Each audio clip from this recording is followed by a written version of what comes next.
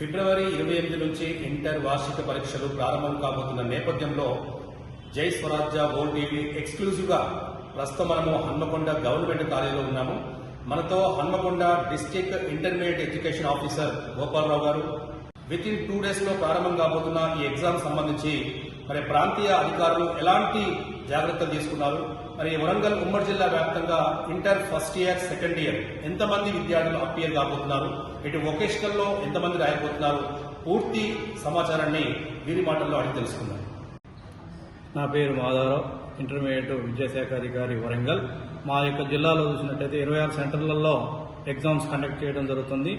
ఇక్కడ first year చూసినట్టయితే జనరల్లో 5338, అదేవిధంగా వొకేషనల్లో 826 మంది, మొత్తం ఫస్ట్ ఇయర్ అపియరెన్స్ ఎగ్జామ్స్ రాసేటటువంటి పిల్లలు 61, 64.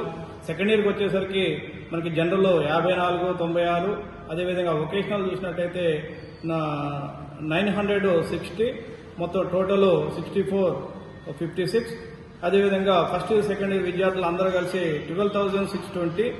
మా దగ్గర దాదాపు 26 సెంటర్లలో 26 మంది చీఫ్ సూపరింటెండెంట్స్, 26 మంది డిఓలు, అదేవిధంగా 7 అడిషనల్ చీఫ్ సూపరింటెండెంట్లు మేము అపాయింట్మెంట్ చేసుకోవడం జరిగింది.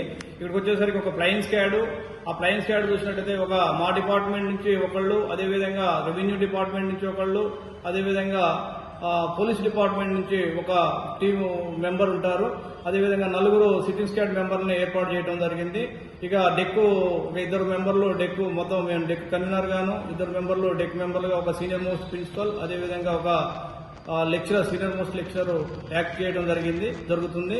ఇక్కడ చూసినట్టయితే 28 నుండి జరిగేటటువంటి ఎగ్జామ్స్, 19 వరకు జరిగేటటువంటి ఎగ్జామ్స్ అన్ని ఏర్పాట్లు చేసుకుని సిద్ధంగా ఉన్నాం. ముఖ్యంగా కాలేజీలో మనకి ఎటువంటి ఇబ్బంది లేకుండా పిల్లలు ప్రశాంతమైన వాతావరణంలో రాసే విధంగా వారికి మంచినీటి సౌకర్యం కానివ్వండి, వెలుతురు కానివ్వండి, అదేవిధంగా ఫ్యాన్లు, ఆల్ డ్యూయల్ డెస్క్లు, ఎక్కడ కూడా ఏ విద్యార్థి కూడా కింద కూర్చొని రాయడానికి వీలు లేదు.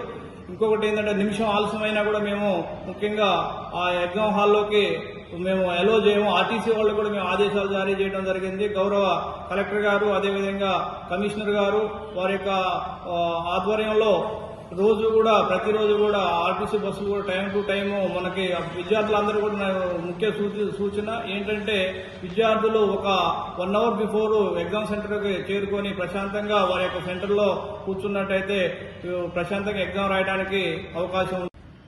ముఖ్యంగా ఇంటర్ ఎగ్జామ్స్ అన్ని కూడా సీసీ కెమెరా నిఘాలోనే ఎగ్జామ్స్ మేము కండక్ట్ చేస్తున్నాం. ఎటువంటి మాస్ కాపింగ్ కానీ ఎటువంటి ఏమీ జరగకుండా మేము అన్ని కూడా పకడ్బందీ చర్యలు తీసుకున్నాం. కాబట్టి విద్యార్థులు ఎక్కడ కూడా అనుమానించాల్సిన అవసరం లేదు.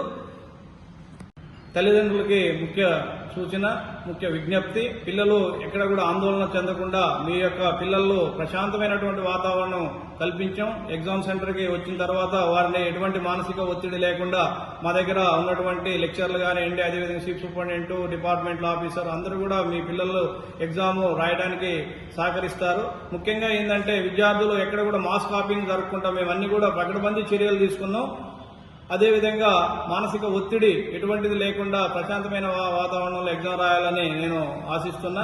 విద్యార్థులందరికీ కూడా మరొకసారి ఆల్ ది బెస్ట్ తెలియజేసుకుంటూ థ్యాంక్ యూ.